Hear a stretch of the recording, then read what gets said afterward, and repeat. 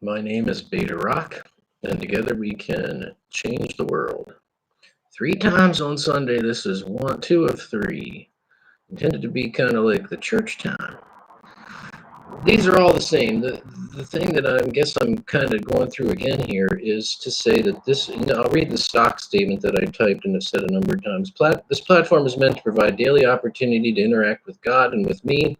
What can be done with one cannot be done with 2 or 10 or 100, but be the first to engage. So basically, me and the police are involved in the first round of this, and there they are again. That's my belief about who this one is, or some kind of system. It might be a marketing something. I don't know. But then I do see that some people come along later. So really, I am talking live, but for the people that come along later, the fives and the threes and the tens, whoever listens. Okay. Like, I don't know. Okay. That's the beauty of the internet, I suppose, and privacy and what this all means. But I'm going to talk then to that group of later listeners and say, be the first. Be the first to come on here and talk. I do have, I think, of an experience where somebody was courageous enough to bring them from the darkness into the light. Okay, and that happened. Okay, so come on now, and you could email me, message me, beta@betarock.com. I say that pretty, flows with the tongue. But I'm on Facebook. I'm around. Beta Rock. Type it into Facebook. You'll find me. So we can talk about it or however. Just think about what it's going to take to be the first to engage. I mean, I said in the earlier one here, 9 o'clock, the Sunday school hour, and the language probably this is just the second of three. I don't know. Remember my train of thought here. But it is public. That's my train of thought. But what's that going to feel like? And I want to honor the reality of this experience and not oversell it because y'all are just going to run for the hills. Like we could try to be healthy about it and prepare and think so that we can make it a productive and positive first, not to bastardize it all up. Okay, food for thought. So you can think about that and then you could talk to me, and sooner the better. Let's get some real discussion going. That would be good. So in the 15-minute gap here, more or less, I took a minute to look up the Thomas Jefferson Bible. Tommy Nelson didn't demonstrate, he put it out there. And then here I Googled it, and sure enough, it's a thing. And so one of the core things about Beta Rock Church is, and I don't really know, all I know is that there's a 1 Samuel 8 out there where God wasn't so happy that the Israelites decided to have a king. And things were going just fine with a prophet. Is that God's call? Does God want to talk to us again and walk through the garden like he did with Adam, like person? Does he want to meet with a Moses? Okay. That's one of my fears, to be honest. Like, if I pull this off and I am the king of the world, and then what do I do? Like, hey, God, and I've done that before. Put God to the test. I mean, we're so far from that. I mean, yeah, okay. But it's so important. I mean, I believe this. That's why I want to set this thing on the rock to begin with. What is the right way to run the world? Okay. Not what's the right way to run a church, not what's the right way to run my life.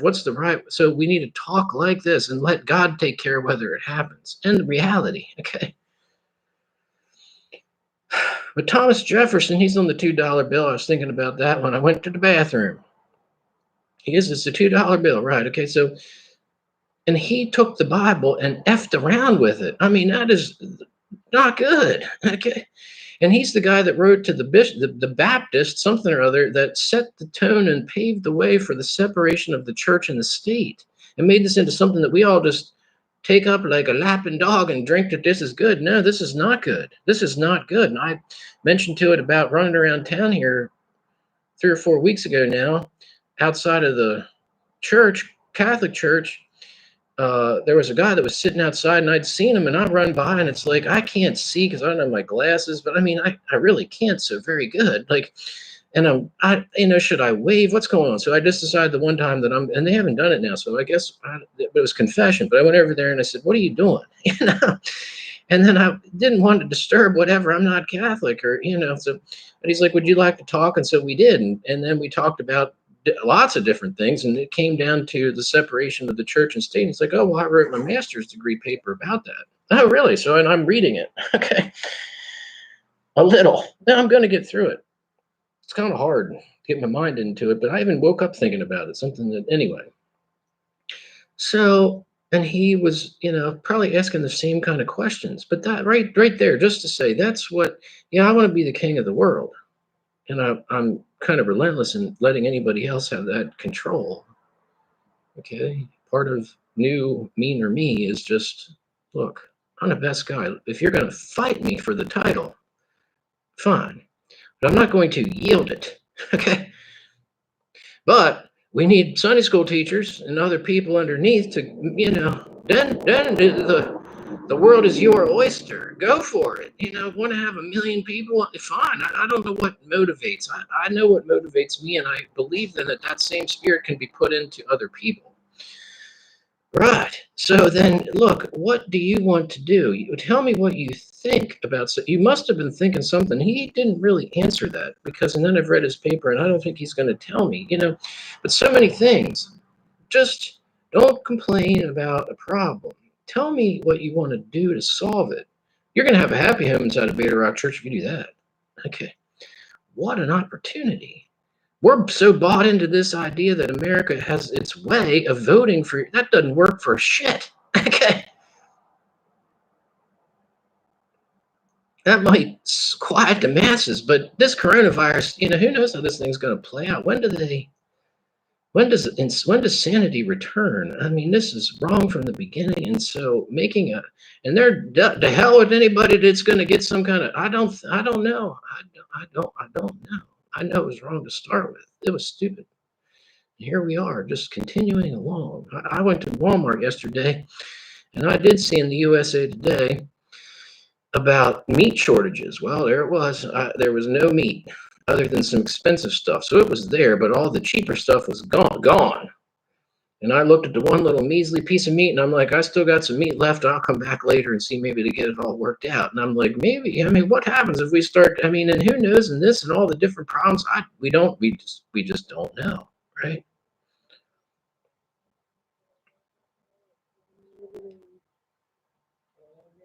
So the idea that because we used to be three, born into a way. No, this is not at all what if Thomas Jefferson and Ben Franklin and all those guys. I mean, I picked those two guys, the non-Christians. George Washington, okay, come back today and see that $1 trillion, this whole they might really think a minute and be like, this isn't really what we had in mind. How could they? But what you can do is trust God. That's basically the cementing reality that no matter what storm may come over any generation of any time, we lose sight of that truth and trade short-term thinking possibilities of good and get us a Saul in there that 3,000 years later has things so effed up. We should have just gone with God. That's Beta Rock Church. In my micro level life and in the macro of macros, the whole world in his hands. He's got the whole world in his hands. He still does. I mean, I believe this too. It's just this whole dynamic. But whatever that dynamic is, to make things around it is a whole different than trying to lean in, cooperate, and pray. Okay, God, what do you have in mind?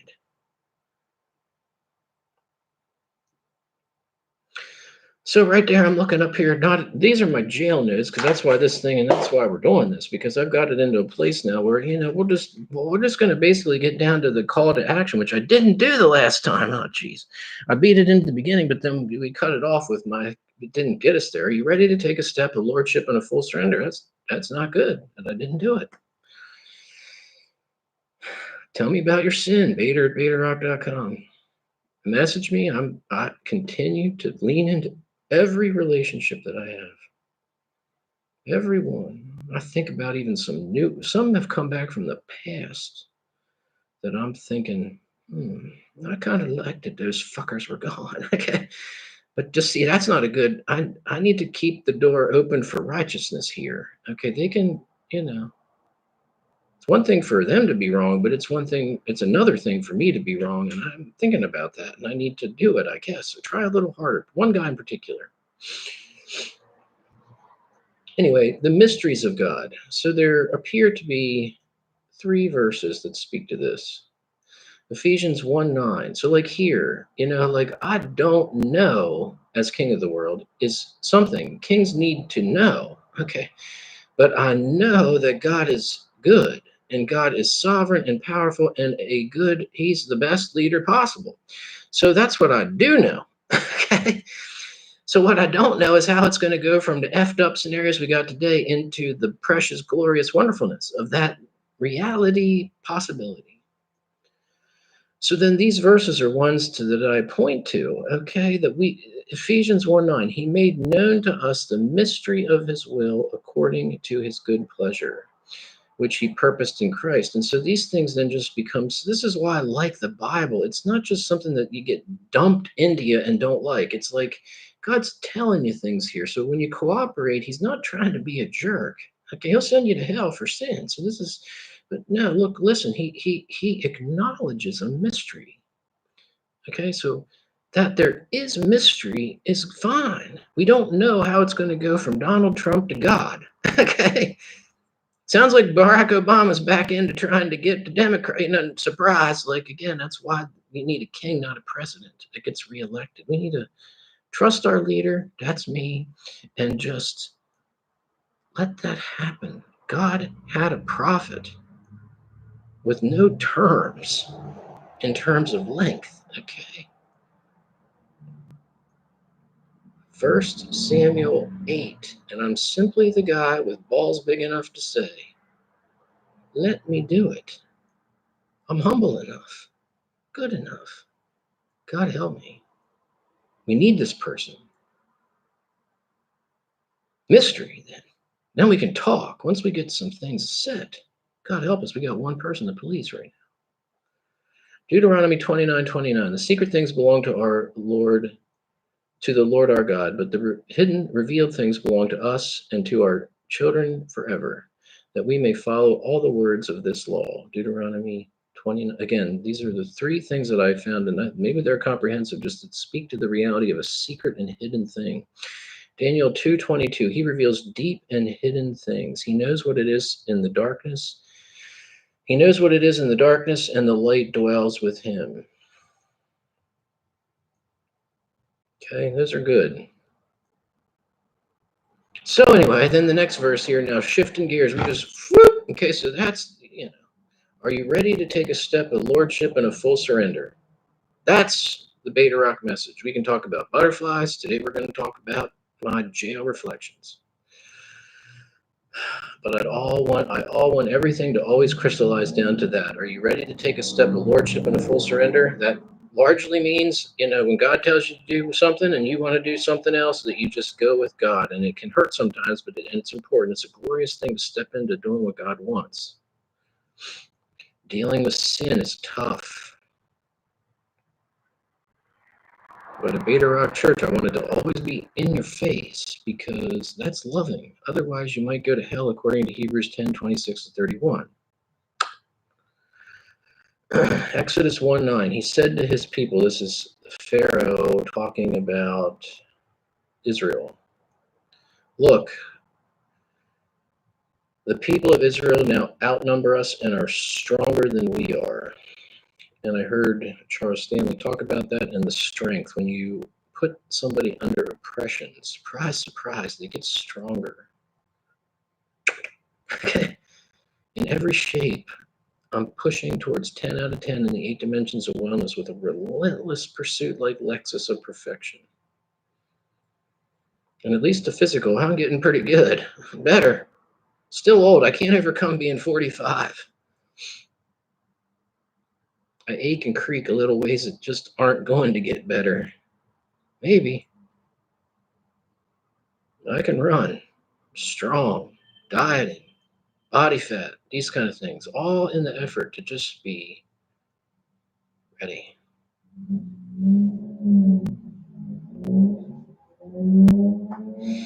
So I have these notes and I'm going through them with my memories. But the point is really here, and that's where things got a little bogged down. And this could take a long time. We're just probably going to go through every single one because I think I can say it now in a way that feels right. I don't want this to be about me. I want to be the humble servant saying very important things, but it's all about you and dealing with your sin and your right standing in the single most important decision that you're ever going to make. Okay? Whether you're going to make these steps of lordship and a full surrender, once in conversion, how does this, okay? I want to care less about that and more about the reality that it happens more than once. We have to make choice points of choosing not to sin, okay? Picking Jesus, whether that's the same thing, it can be together, or whether it can be distinct. We step into greater acts of revelation and trust that bring us to higher levels and better places that aren't necessarily, they're sin too in different ways versus like outright sin and semantics here and different things. But what I definitely know is it's not once and done and that it's all fine. Now Hebrews 10:26-31 makes it clear that, and this, don't sin. We need to talk about this. But these calls then are, so my stories here are meant to provide things like when I watched Joseph in his jail and the movie Joseph with Ben Affleck, the animated, I like listening to another story of a person when I started to step into just getting sin out of my life or dealing with sin or whatever was happening. It became helpful to just listen and meditate on, here's a person that was under God's divine place. Okay. My heart feels and I'm trying to feel and I'm trying to feel here. Okay. To then have you replay these things and meditate on them and to glean wisdom from my experience with the divine. Okay, so it's not about me trying to look good by saying things here or being entertaining, although that can be a side effect. Okay, the base thing is to have you continually and forever, ever. I'm thinking of one of my most favorite people right now. Okay, and the temptation to yield to do anything to be in that relationship or whatever can make me think in ways I just simply won't go. All right, I'm going to trust God over that. I'm going to trust God over anything. That's the call of a Christian.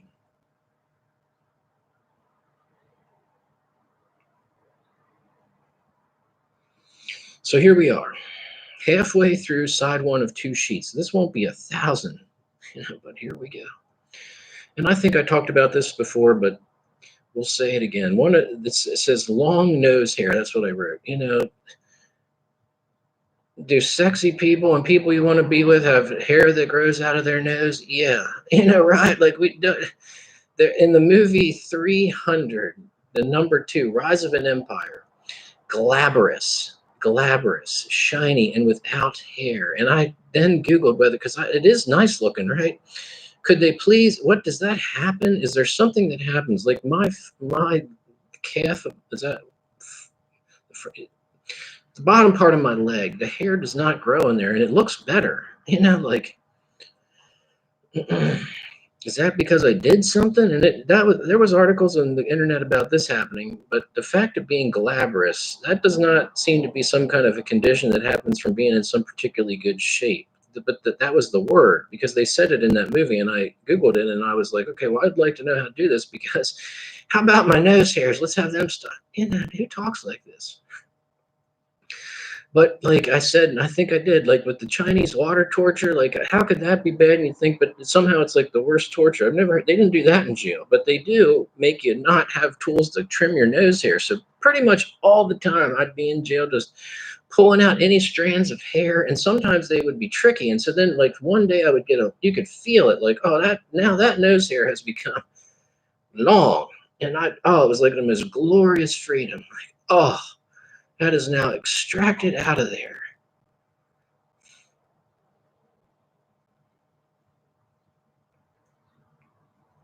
Abased.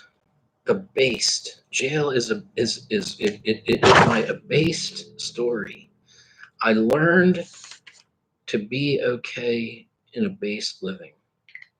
And I said the most gloriously wonderful thing 2 days ago now, that I never want to leave rock bottom. And I talked about rock bottom is so important. I'm so eager to talk to people about this, to preach into this dynamic. When we live in a world that simply pushes by capitalist realities into more and more and more, where a base is wrong for capitalism, like we're experiencing now.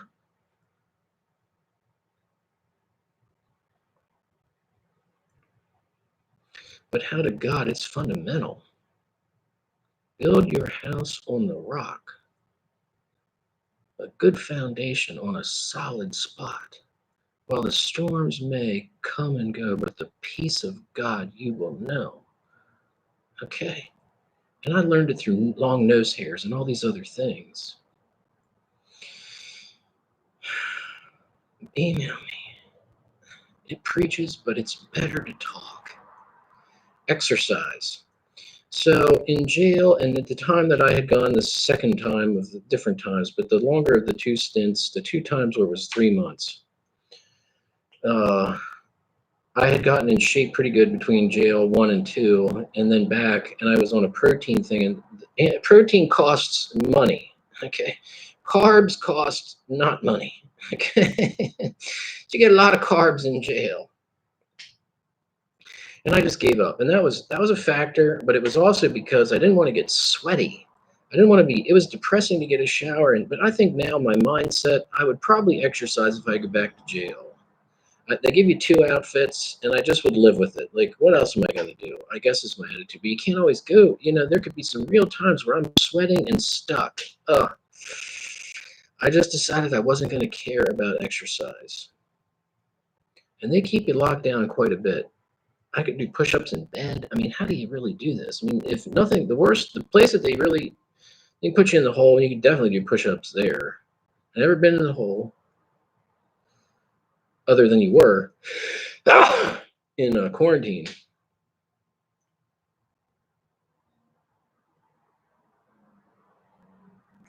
So you can't really exercise. That was an experience that I wrote it down. It was kind of upsetting, and just the whole thing. Like, I now have another freedom that I don't get to have, and this one is even a discipline for good, right?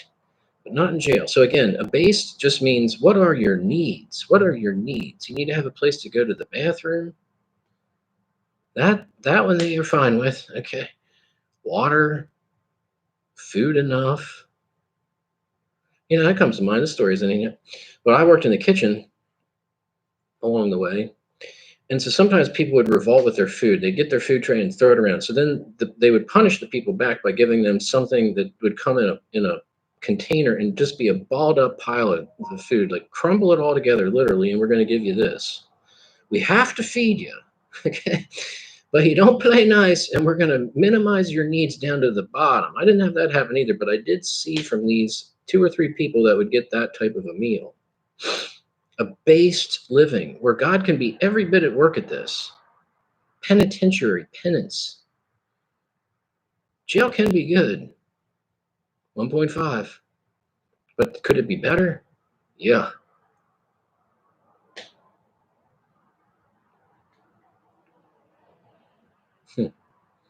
I told my butthole story, right? I'm sure I did. Where the lady, I was in these sweatpants. I told that story, so I'm crossing that one off the list. Email me if you want me to tell you again. Land. What is that word? I'm not gonna cross it out, but I might never. My handwriting's not. Kitchen duty. Kitchen duty. Did I do kitchen duty? The first time that I was in the 3 months, I wanted to get out and get back to my business. And at that time, I had a job. I mowed, went outside. That was nice, kinda. I mean, it was better than being on the block, but it was certainly not glorious, even though it was probably one of the best jobs in the whole jail. Trash, pickup, and mowing. So it was definitely nice to be out pushing a regular old lawnmower. The second time I was in jail, then I did kitchen. And that was pretty good too. That took the problem with the lawn mowing is it was done in 2 or 3 hours. So the main thing with jail, like they say in Shawshank Redemption, is time draws out like a knife. I pretty much agree with that. It's boredom. Boredom is what needs to be overcome. Now, I was really stressed, and so again, I just reflect now. How would I feel now to be in jail? And I don't know. I just don't think it would be quite as bad. And I'm not going. I don't want to go back, okay, and find out. I think the boredom would still be the main thing, but could I find a peace through it all? I'm a little more optimistic, but I don't want to try it out. Okay. But the second time around, I was in kitchen duty. And that was nice because you got to eat some food extra. Cookies are real good. Cookies are good. Definitely, cookies are as good in jail as out. Maybe better. I don't know. Not better, but they're quality cookies. We were run by a real mean lady. When I went to Dauphin County the second time, I was in kitchen duty for 2 days, one day, just a brief couple of times. But that was the second end. The first time I had seen the lady there. Now, she was nice. And she asked me something about it the second time, person, talking to me like a person. And I said I was stressed or something, but she had done it for years and years. And I liked her and I was honored, okay, honored to have her talk to me because she was a bit of a celebrity, I would say, in the whole jail. Like people knew her and I guess they all liked her. Eating's important. You deal with a lot of people. I mean, she's running a corporation of all these inmates. I mean, that's really something, right? I mean, she should get a gold star something. Still need to be nice. But that is really something. A free batch turnover. Businesses don't like turnover. Well, first of all, you're dealing with jail inmates, which is not the greatest crop of potential employees that a person could deal with. Okay. I'm looking at my face and then you got turnover. So you're teaching a bunch of jail people a new job, and they keep changing. And you got to get it done. I mean, the people got to eat and they get pissed. And somehow you honor this. Like there is an element of customer service in the kitchen. Really. There's a caring. Really. Really. That's good. This was coming out of my mouth. I don't know why I wrote it down other than I did it. Okay, for a lot. I was there and you got paid. We got paid. I don't know what it was. After like a week or so, you might get two to five soups, like the ramen noodles. It didn't feel offensive to me. I mean, people would joke about how little we got, but I mean, it felt like a payment to me. You got something for it, and you didn't have to be in the cell. We had to wake up early, and the whole thing just disturbed sleep. We had to wear an outfit. It got messy a little bit, not nearly as much as mowing. Man, I was covered with grass and sweat.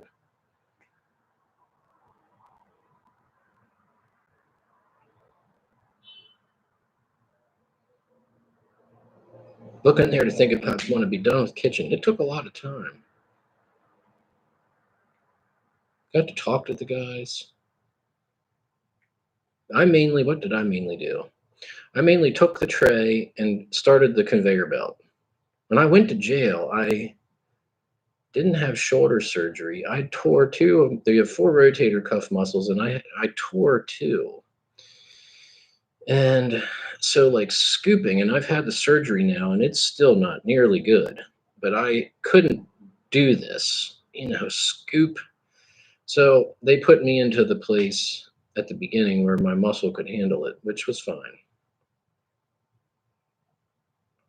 Conveyor belt, literally a food, plopping the stuffed food onto the tray.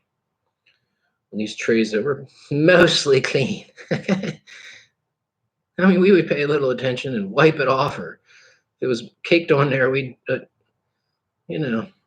coronavirus, jail, like abased. What do we need?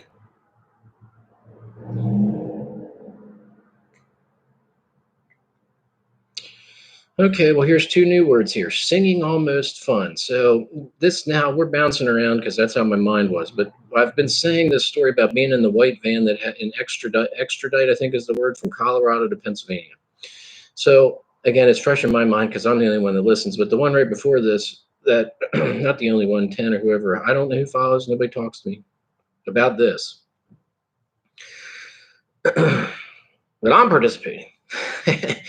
So we picked up a girl. This is picking up from wherever it left off before, but in the actual, like, number, what is this, number 5 now? So number 4, the pretty girl. And then there was definite like eagerness. One of the guys was protective of her. There was some dynamics there I can't really remember. Like he was trying to defend her. Like she was in a cell and she was just fine. In fact, it pissed me off that she had such a like. It was fine. It was fine. But then we stopped somewhere, and the guards were being nice and were letting us listen to their music from the front of the van. Okay. And I don't remember the song, but it was, that was what I wrote down, that everybody was singing. And I remember feeling a feeling of that. Maybe that's the best way. It felt almost fun. And I remember thinking the thing. I remember, did we stop at like a Texas Roadhouse because we didn't go to the bathroom, but the guys, the driver did or something. I don't think we all got out. Okay. And I remember thinking, that's just the feeling, and I'm almost having fun. And the other people were hooping it up like we were just having maybe, But it was interesting. Am I having fun? And I think that it was truly not really. Okay. Almost. This is almost a good time. Because these people are weird, and this is just, and I don't really like the song. But in light of a bass, even bugs taste good or something. I don't know all the thoughts there, but that's the experience. And it was almost fun. I remember it now, all these years later. Pinking my way through the list. Church comes to mind. So jail, of course, has the opportunity for any religion. Some people became Ramadan because they just thought because it was distinctive, whether they really believed it or whether they liked people looking at them because they got to pray 4 times a day. That mainly was in Dauphin County, but in the kitchen of Franklin County, I could literally see there might have been 12 different people that got a Ramadan meal. But church happened. And my couple memories of Dauphin County were that a black guy would come. I think we even might have had a Bible study, depending. There were different things, but they weren't, they would come and go. Like if something would go wrong, they just would skip it and then it'd be a whole nother week. It wasn't really important, but they were there. Like they were definitely checking boxes that probably because they by law had to offer it. Maybe. I remember the one guy, the black people would come in and they took it seriously, kind of, and they dressed nice. Remember that. And then we went into like ultra praise. Happy, happy, happy, happy, happy, happy, happy, happy, happy, happy, happy, happy. We're gonna get everybody. Let's be happy, happy. That was the basic what I heard, and I'm like, I don't, I'm not. It wasn't so positive. Was the preaching good? I don't necessarily remember whether they even. I guess they had a message. I can't remember the message.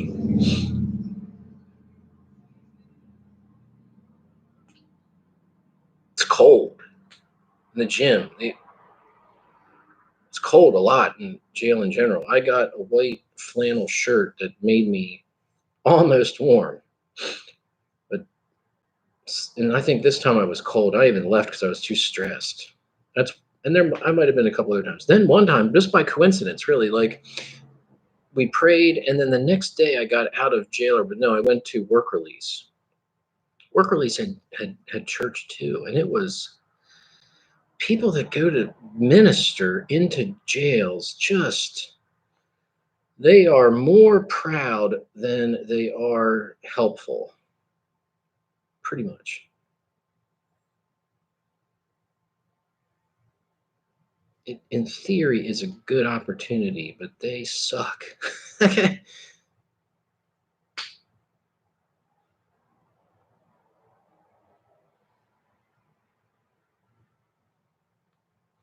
One of the CEO people, I forget what their names are, at the work release, he had a Christian heart, and we went to his church, and that was meaningful to me. I even cried at one time to have the freedom that I wasn't just going to run away, and they didn't make a big deal about it.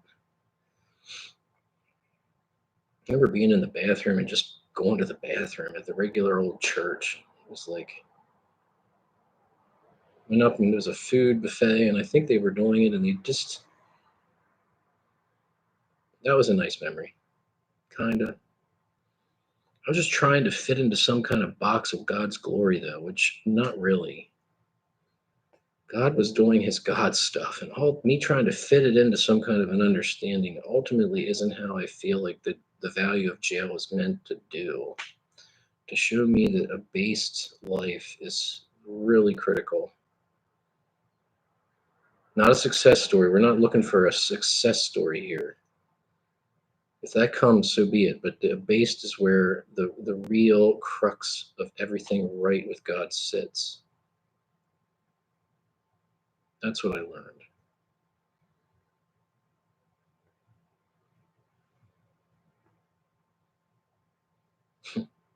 I could tell other stories about church.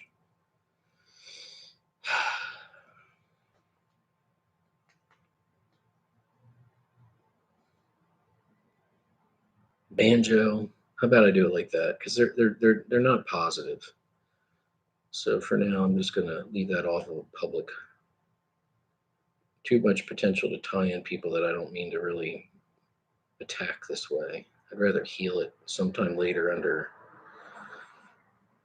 different situations. This word here that I couldn't read, I think it's Gen, I think maybe it's Gen Pop is what I was trying to do. Maybe I'll leave it there to see whether something else comes back to mind now.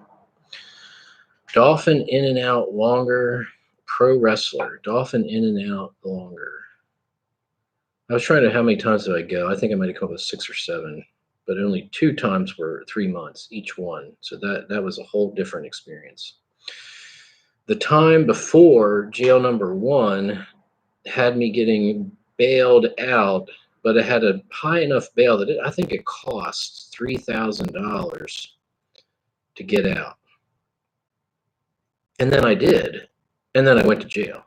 Okay, like for the 3 months. Like I had to pay for the right to be out for a little bit, but then it still was jail. That was the verdict. Guilty. Well, not guilty, but I mean guilty, but and we need to hurt you now because you've done this long enough that we get that we know you didn't really do anything wrong, but you've done it wrong enough now that we're just going to have to hurt you a little bit. Okay. Well, 3 months damn near, it did some real deep down. That sandy land I could not hold. I did hold it together for a little bit. And now I'm the America's pastor on the second time. It's a story. God help me, it leads to worldwide change. But here's the details because there was a pro wrestler that used to be a pro wrestler. I don't remember his name. I could look it up. But he came and I mean his $3,000 must have gone right to his bank account because he drove a nice truck. And I'm sure I had a feeling like he pretty much had quite a bit of money. He also had his wherewithal in his mind. I mean, he was kind of together. He had a system. in jail, they have all the bail people listed on the wall, and I said, well, how do I know? I mean, I guess to be fair, they list them, but then he said the one CO said that they pay good money to be at the top of that list and was recommending that I just start at the top and work. Now, whether that was true or his speculation, I don't know. Would they make them pay? So I tend to think that it was speculation. But since that guy would, but see, there's the economic of it. If he was by good luck or whether by design, he was on the top. So I called him, and then to be a professional wrestler, he put it right. I'd have his card here, and you could look it up in Dropbox. I keep all this stuff. I say that, but I was looking for something the other day, and I couldn't find it. But I don't know. I'm pretty sure I have it. Pretty sure. So he's a real person that we could be like, hey, remember you told me that if I didn't get this straight that I'd be in there for, yeah, well, guess what? You were right. You knew it along with, bondsman. Eventually, when you're long enough, nobody can bail you out. You're just going to go to jail. Jail 1 and 2, that was true. That's how I talked about it. One time I had to go to the Pennsylvania Department of State and try to tell them what happened, because different things that I could get into, going to jail, essentially, in the end, it really wasn't. I was talking about this, and money became a factor, but I just simply did not want to do accounting anymore. And when I thought that some of the conversations people told me, they knew that I did not, people that knew me knew that I did not want to do accounting. And I think it brought up a certain level of just, people were just knowing this. And this is just some story. And I just simply thank God that I'm doing what I'm doing now. Oh, that doesn't mean that I'm happy. I want to be a 10 in my finances. I want to be a 10 in environment. 8 dimensions of wellness. I'm not content or whatever. I'm striving for the relentless pursuit of perfection. But this is enjoyable. And to me, Abba Father kicking my ass because he knows he will give you the desires of your heart. Well, I would think the desire of my heart is money, right? But he knows me better and knows he made me a preacher, a pastor, a caring shepherd, king of the world, maybe. Okay. Not an account that was greedy. One, not greedy, but really there's an element there that I ultimately picked money. And man, did I pay a price for that. That's the truth. People knew that. Some shape or form, I just look at it. That's why when I think about knitting together in God's women, if you look at my website, it's the only deliverable that is clear is writing about how God knit you. Policeman, who's listening, do you think about that, your sin? And then to flip it on a positive thing to think about, in addition, we better get the sin dealt with first. Need to, really. Does God answer your prayers if there's sin? No. Google that. And God questions, that's just important. Okay. It's just, the faces here are just a little mind-blowing that we can just be in church and all these years completely miss the fundamental of sin. Don't do it. And then people would want their prayers answered. But when we try to come up with theologies of free grace that let us sin, talk about cut your nose off to spite yourself. You're not going to get your prayers. You want the good without doing the hard, abased things. That makes me get off. I don't know if it's off track or trusting the Holy Spirit or shoving myself into the limelight or whatever. But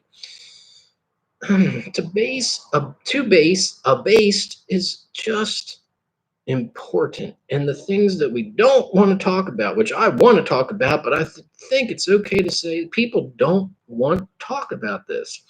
But I'm saying talk about it. Makes me think back to my coffee. My coffee deacon. We talked about James 5:16. It says, confess your sins one to another and you will be healed. Well, that became like a turning point verse for me when I lived in Georgia. Okay. The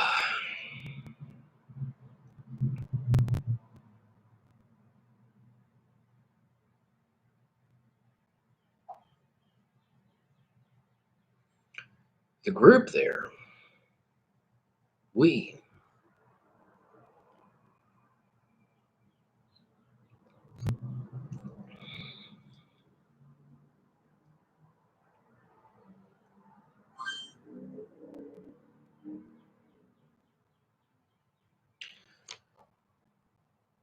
Confess your sins one to another in that group. But that group didn't go, it was protected. So are we really doing what the thing said? So the one conversation, the thing, the Bible verse, my deacon was like, well, if I lust after a woman, I can't be saying that to people because it'll cause problems. Well, all I can say after all of this time, all of this years and things of, does that verse stop being true? No. Am I then advocating for confession even if it hurts? Yes. Is there terrain here of wisdom? Yeah. But don't go deciding that that verse is wrong. Talk about it. Tell the truth. New Psalm 1:1. Tell the goddamn truth. What got me onto that? How long? I can't read those words. Guns N' Roses. At the job that I'm doing now, they have you can have some music while we're working with ear. So I can barely hear it, but let's see if I can do it because I liked how I sing it. Should I?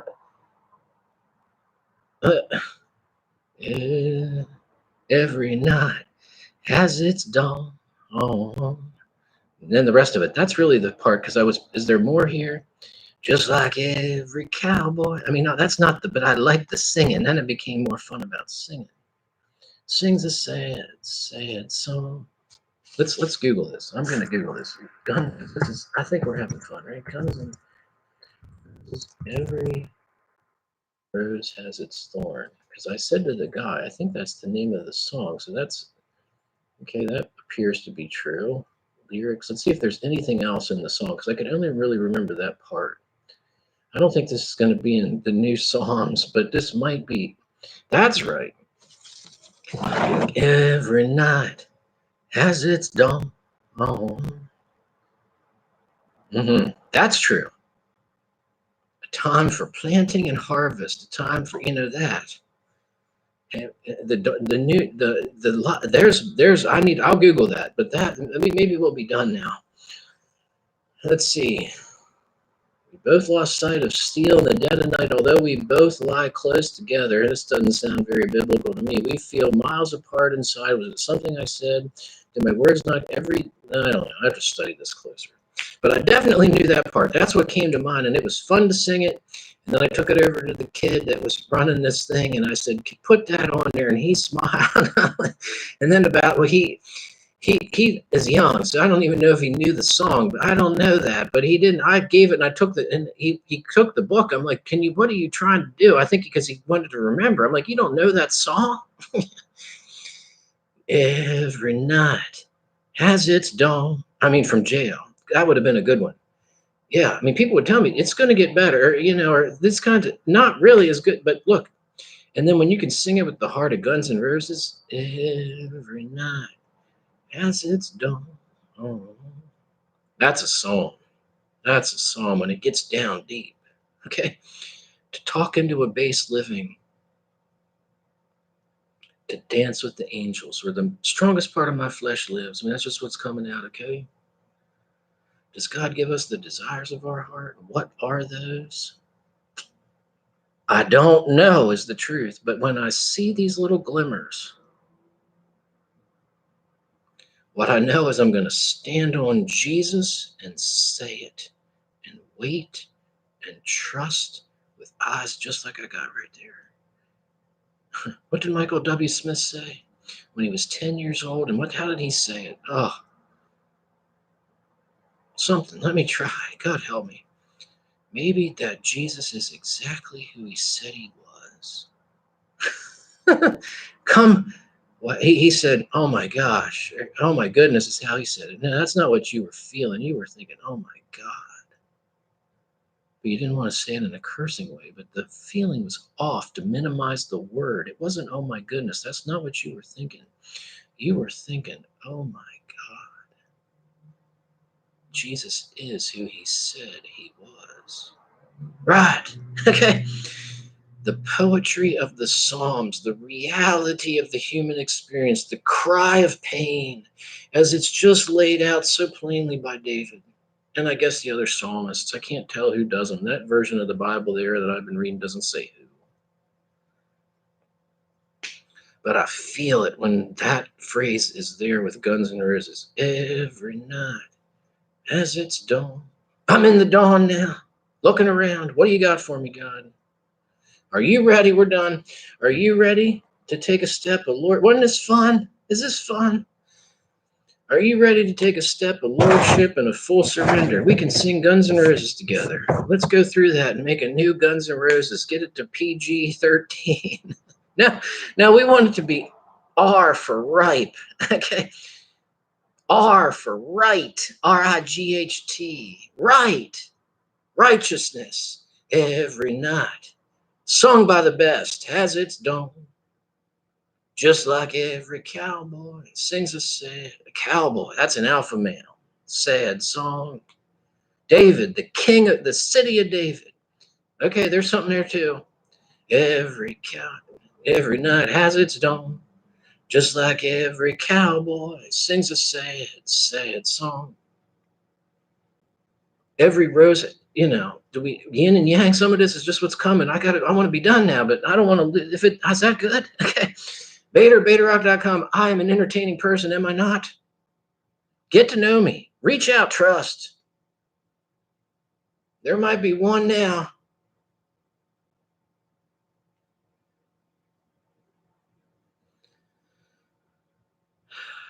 May more come in Jesus' name. Are you ready to take a step of lordship and a full surrender? Email me if you are. Bader at BaderRock.com. Until tomorrow. No, until tonight.